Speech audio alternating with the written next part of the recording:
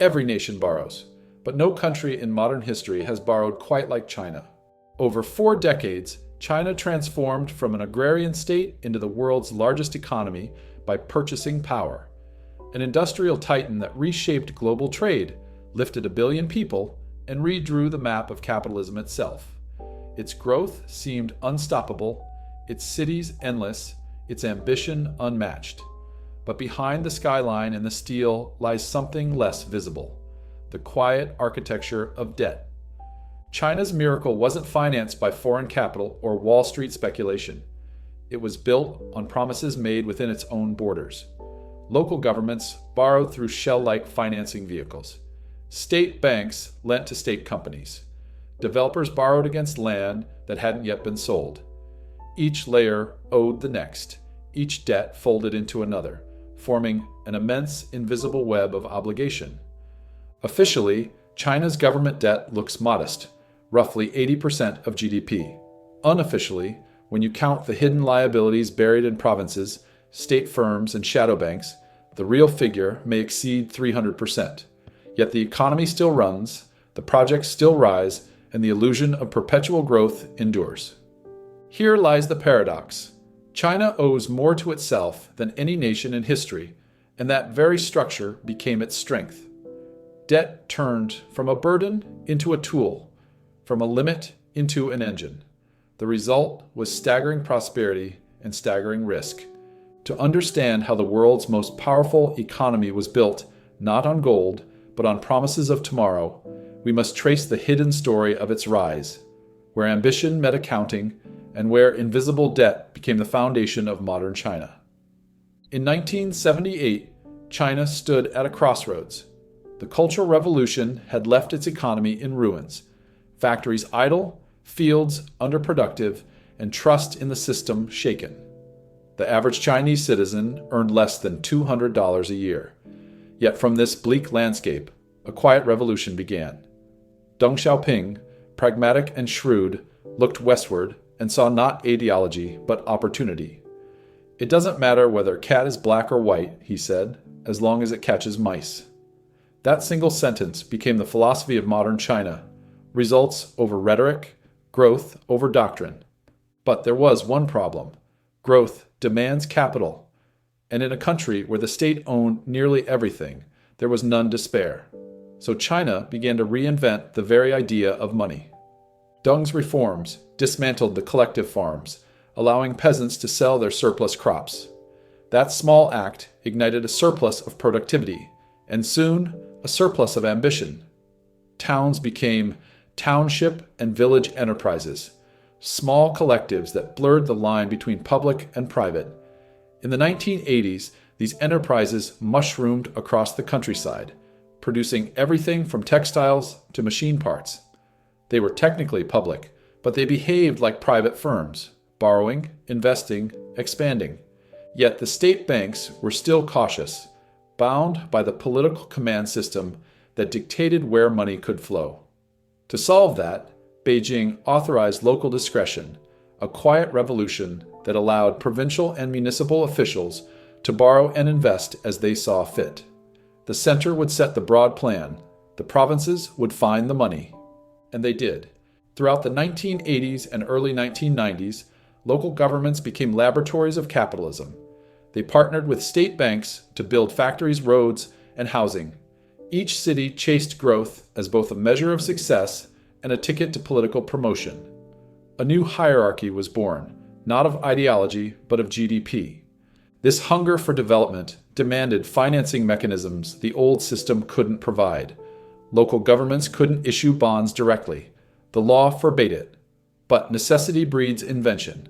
To raise funds, municipalities created what would later be called Local Government Financing Vehicles, LGFVs. These entities were hybrids, part company, part state. They borrowed from banks, built infrastructure, and pledged land or future revenues as collateral. On paper, the debt belonged to the company. In reality, it belonged to the state. This was China's financial sleight of hand, a legal fiction that enabled an era of boundless construction. By the mid-1990s, China's landscape was transforming at breathtaking speed. Coastal provinces like Guangdong and Jiangsu became workshops for the world. The special economic zones, Shenzhen, Zhuhai, Xiamen, became living symbols of the new doctrine, growth at any cost. The cranes multiplied, the lights never dimmed. Still, debt was not yet a threat. The economy was expanding at double digits, and credit was largely internal. Unlike Latin American nations that borrowed heavily in dollars and collapsed under foreign debt crises, China borrowed from itself. The yuan was controlled, the capital account closed. The danger was hidden, deferred. Then came the Asian financial crisis of 1997. Across the region, currencies collapsed, foreign capital fled, and governments defaulted. China held firm, not because it had no debt, but because its debt was inward-facing. It owed to its own banks, not to Wall Street. In a paradoxical twist, that made it resilient. The crisis taught Beijing two lessons. Dependence on foreign money was dangerous, and state-controlled finance was a shield. After 1997, China doubled down on that model. It formalized the policy banks, institutions like the China Development Bank, whose mission was not profit but growth. They lent to local projects, highways, railways, power grids, all in the name of modernization. Money flowed from the center to the provinces, from banks to construction sites, from promise to concrete. By the early 2000s, as China prepared to enter the World Trade Organization, the machine was in motion. Exports surged, foreign reserves ballooned, and confidence soared. Yet beneath the surface, something subtle was changing. The very act of borrowing had become a habit, not an emergency measure, but the bloodstream of development. Every city wanted to be the next Shenzhen. To do that, it needed roads, ports, industrial parks, and to build those, it needed money. When the central government limited direct borrowing, local officials turned again to LGFVs, to land sales, and to urban development investment corporations. The land beneath their feet became the collateral for their ambitions. They sold land use rights to developers, used the proceeds to finance construction, then pledged the new land value to borrow even more. Growth fed debt, debt fed growth. By 2007, the cycle was self-sustaining. Local governments competed not just in attracting factories, but in securing loans. Banks, backed by implicit state guarantees, obliged. The logic was intoxicating. As long as the economy kept expanding, the debts would never matter. And for a time, that seemed true.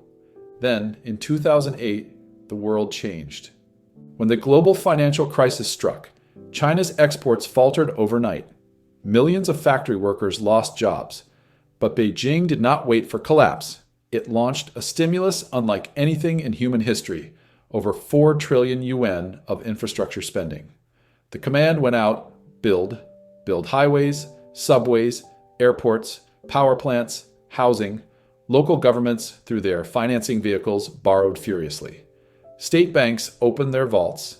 The result was a surge of construction so vast that it would consume more cement in 3 years than the United States had used in an entire century. Growth returned, faster than anywhere else. China's economy became the envy of the post-crisis world. But the bill, invisible and immense, was quietly forming.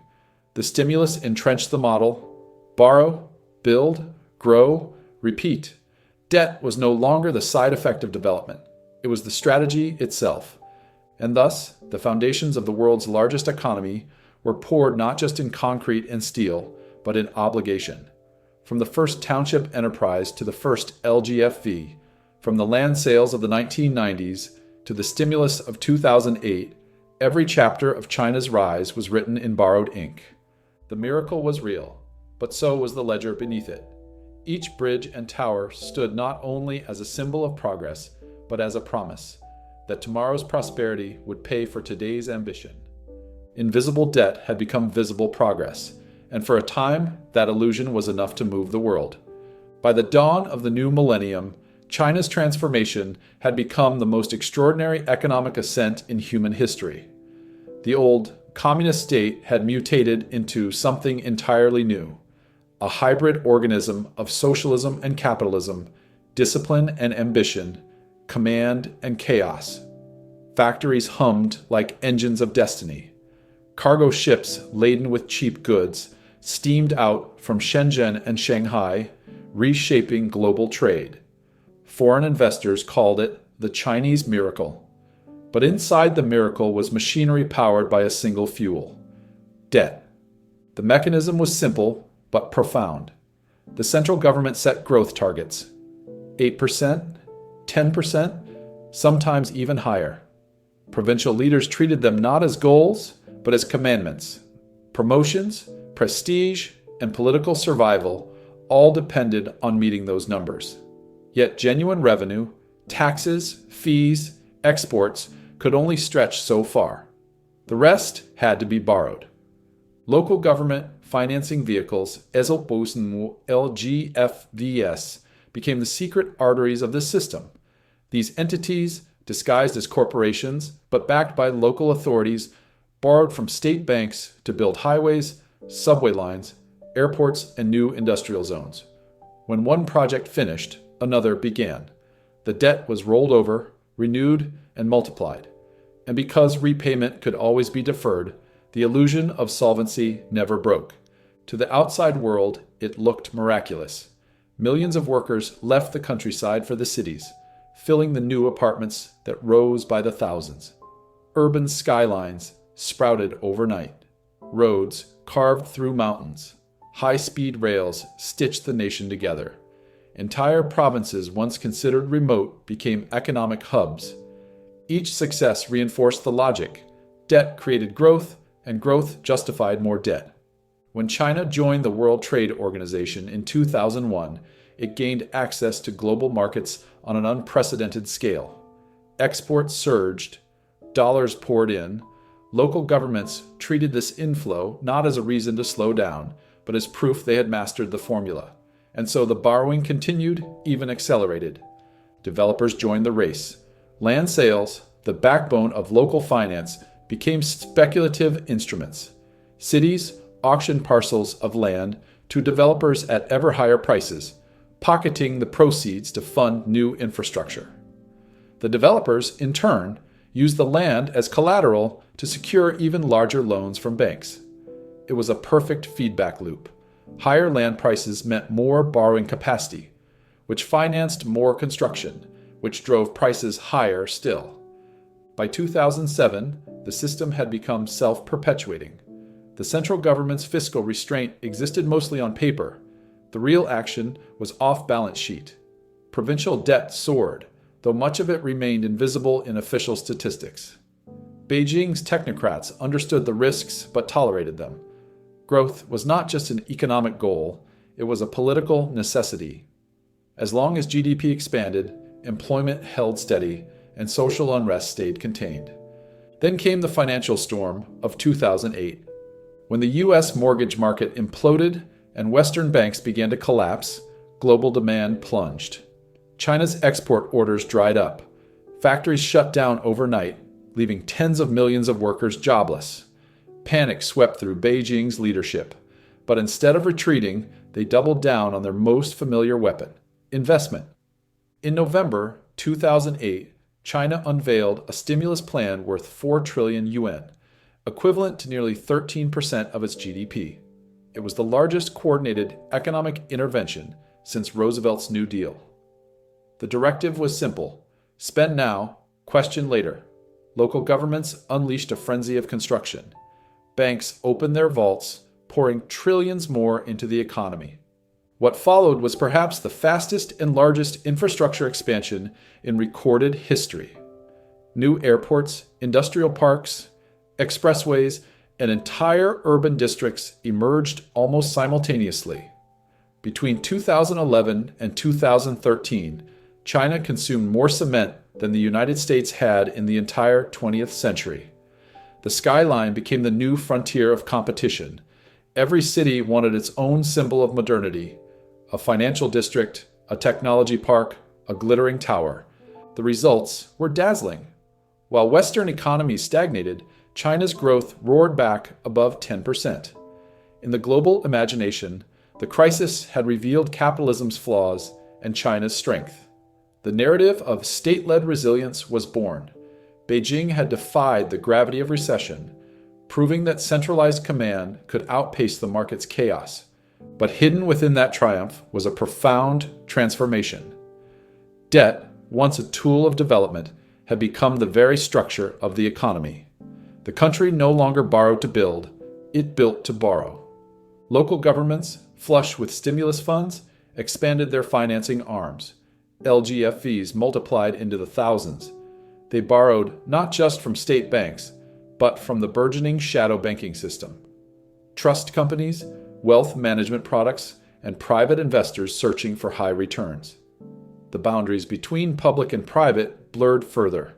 Risk became everyone's problem and no one's responsibility. By the early 2000s, the credit machine was unstoppable. China's total debt, government, corporate, and household combined, soared from roughly 140% of GDP in 2008 to more than 250% by 2015. Yet the momentum of growth concealed the danger. GDP was expanding, wages were rising, and property prices seemed destined only to climb. The country's economic planners called it stabilization through development. In truth, it was acceleration through leverage. The transformation of China's economy was not merely quantitative but psychological. Debt became normal, expected, even patriotic. Borrowing for development was seen as contributing to the national project. The party's promise of national rejuvenation depended on uninterrupted expansion, and credit was the oxygen feeding it. But no system can run forever on faith alone. Behind the gleaming infrastructure lay projects that generated little or no return. Empty industrial parks, underused airports, entire ghost cities standing as monuments to overinvestment. Still, the engine ran on. To stop borrowing would be to stall growth. To stall growth would be to risk instability. In these years, China's rise reached its most dazzling and dangerous height. The same invisible scaffolding that had built prosperity was now holding it up. And like all great structures built in haste, its strength depended not only on steel and stone, but on belief.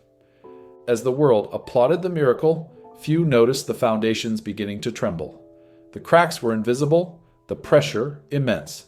China had achieved what no other nation had done. It built the largest economy on earth, not with foreign gold or conquest, but with its own promises. But promises, like bridges, can only bear weight for so long. Every empire built on faith eventually meets its reckoning. For China, that reckoning began quietly, not with a crash, but with a question. What happens when the bills come due and the growth slows down? By the mid-2000s, the miracle had begun to strain under its own weight. The country that once seemed immune to financial gravity was now discovering that debt, even invisible debt, obeys its own laws. Local governments, once engines of expansion, were suffocating under the very promises that had fueled their rise. The system's first fault line appeared in real estate, the beating heart of China's boom. Developers had borrowed on an impossible scale, confident that land prices would always rise.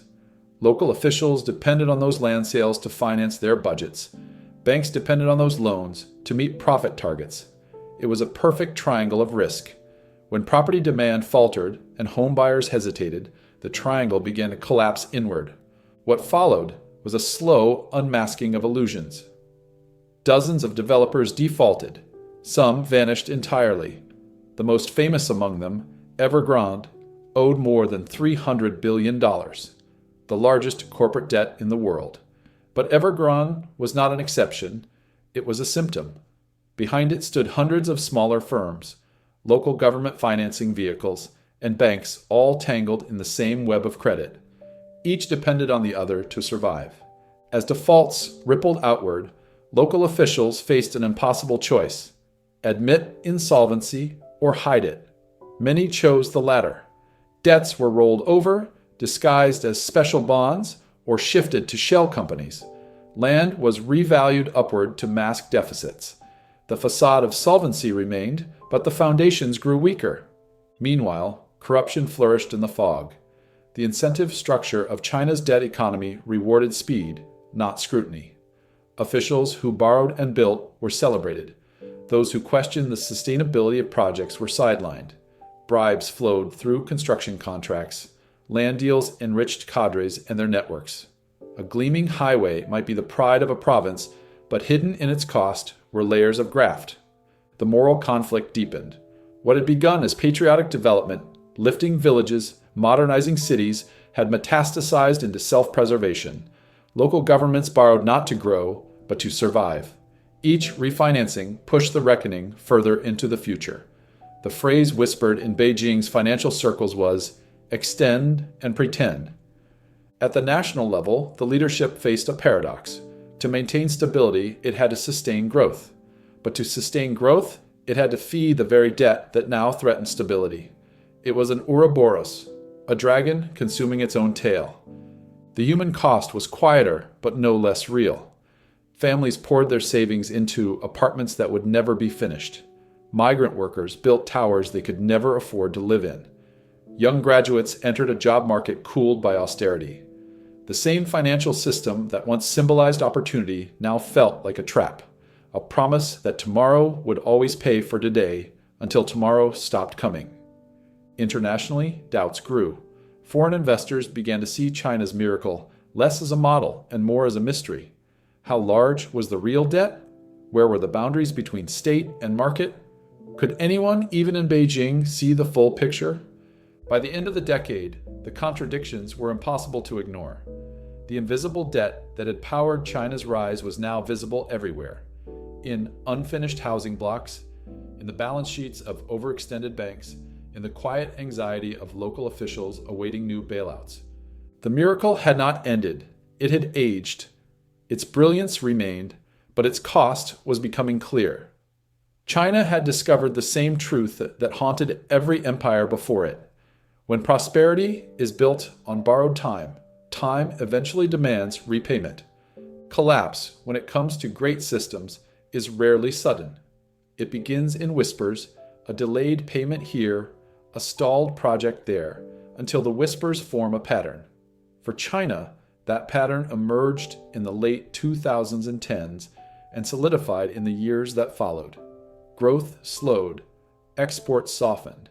The once limitless appetite for new apartments faded. The country that had built its economy on acceleration was learning the hardest lesson of all: how to slow down without falling apart.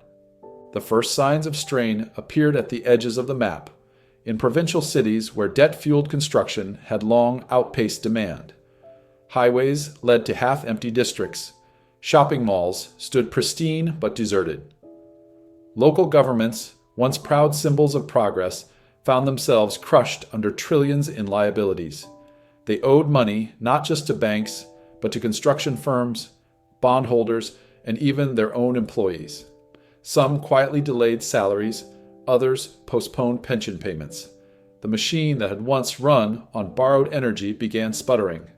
Beijing's technocrats faced an unenviable dilemma: tighten credit and risk mass defaults, or loosen it and risk an even greater bubble.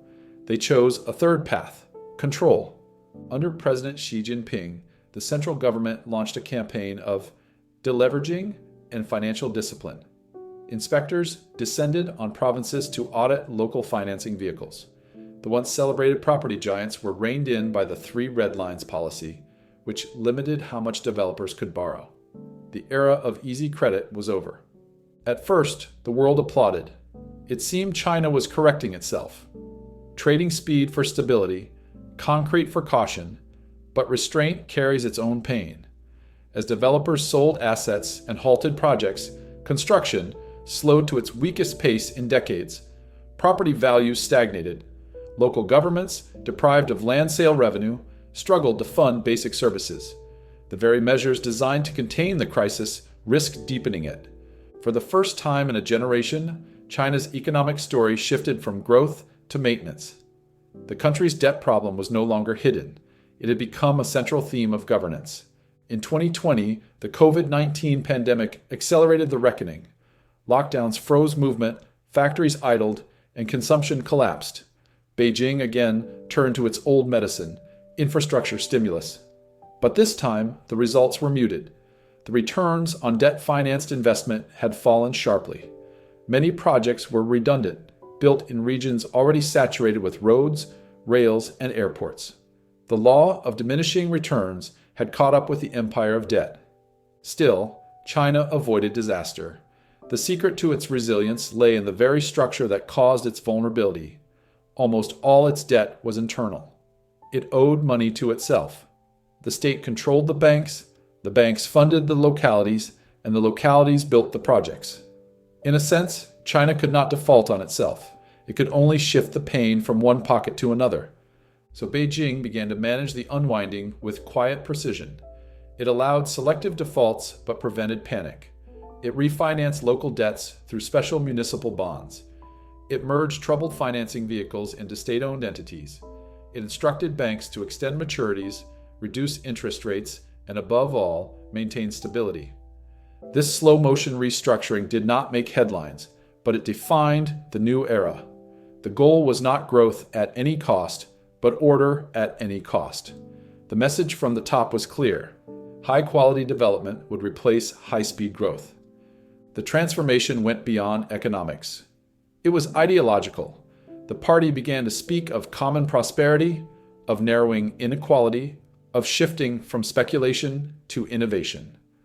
Tech billionaires were humbled, property moguls were warned, and local officials were told that borrowing recklessly was no longer a mark of loyalty, but of failure. The age of glory through growth was over. The age of survival through control had begun. Yet, even in restraint, the ghosts of the past lingered. Debt did not vanish. It merely changed its shape. LGFVs still rolled over loans, banks still carried questionable assets, and the central government still carried the implicit burden of rescue. The structure of China's miracle, that intricate web of mutual obligation, remained intact, if subdued.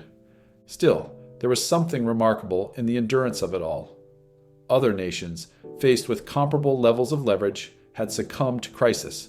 Mexico in the 1980s, Asia in the 1990s, the West in 2008. China somehow managed to bend without breaking. Its centralized power, the same force that had allowed reckless borrowing, now enabled coordinated restraint. But the price of stability was momentum. Growth slowed to its weakest in generations. Youth unemployment climbed. The optimism that once filled the air of every new city began to fade into quiet pragmatism. The miracle had matured, and like all great projects of ambition, it carried its scars in silence. China had not collapsed. It had evolved. The empire of debt became an empire of management, a nation perpetually balancing between progress and peril. The days of borrowing endlessly to chase tomorrow were over. The new era was one of careful accounting, of making sure that the promises of the past could still, somehow, be paid. For the first time in 40 years, China's greatest achievement was not how fast it could grow, but how gracefully it could slow down. When the dust settles on a century of ambition, what remains is not the skyscraper, the highway, or the port, but the promise that built them. China's story is not merely one of economic ascent. It is a parable about how nations borrow from the future to create the present. The world's largest economy by purchasing power was constructed not on conquest or colonization, but on belief in perpetual growth, in the solvency of the state, in the idea that tomorrow would always be richer than today. That belief transformed a poor agrarian nation into an industrial superpower. It lifted hundreds of millions from poverty, turned fishing villages into megacities, and reshaped global trade. But it also left behind a legacy measured not just in wealth, but in weight, the weight of promises deferred. For decades, China's debt-fueled model seemed unstoppable. It appeared to have cracked the code of development: borrow internally, build aggressively, control the outcome. To much of the world, it looked like a triumph of statecraft, a managed capitalism immune to the chaos of markets. Yet every promise made in the name of growth becomes eventually a moral question. Who pays? Who benefits? Who inherits the burden when the illusion fades? In the aftermath of its debt-driven rise, China faces an inheritance paradox. Its cities are modern, but its fiscal system is strained. Its people are richer, but its opportunities are narrowing. Demographics weigh heavy. An aging population meets a slowing economy. Young workers enter a job market built for expansion in an age of contraction. The same system that once offered certainty now demands sacrifice. And yet, in a deeper sense, China's story is not unique. It is the story of modern civilization itself, a world built on credit, confidence, and complexity. From Washington to London, from Tokyo to Beijing, every economy today rests on the same invisible foundation: faith that tomorrow's productivity will redeem today's debt. China only made this architecture visible in its purest, most extreme form. The morale of its rise is neither condemnation nor celebration. It is revelation. Debt is not evil, nor is it salvation. It is a tool, a mirror reflecting the values of those who wield it. In China's case, debt became an instrument of national will, a shortcut to destiny. But it also became a chain, binding the future to the ambitions of the past. There is a haunting symmetry to it all. In the late 20th century, China borrowed to catch up to the West. In the 21st, the West borrowed to keep pace with China. The global economy became one vast circle of promises, each feeding the other, each dependent on the same fragile assumption, that growth is infinite and trust eternal. Now, as China steps into a new era, its challenge is not expansion, but equilibrium, to sustain prosperity without the crutch of endless borrowing. It must learn, as all great powers must, that stability is not built by speed, but by restraint. The skyscrapers will stand for centuries, but the real test of strength will be whether the system that built them can endure without constant debt to fuel it. In the end, China's invisible debt is more than an economic phenomenon. It is a moral and historical one. It reminds us that the true cost of progress is not always measured in currency, but in confidence, in the willingness of a society to believe that what it owes to itself can still be paid. History will remember the rise of China not simply as a story of numbers and construction, but as a story of faith, a civilization that turned credit into power, promises into progress, and in doing so revealed the most profound truth of the modern age: that prosperity built on tomorrow is, in the end, a test of how much faith the present can bear. Thank you for watching this video. Click here to watch another video that might interest you.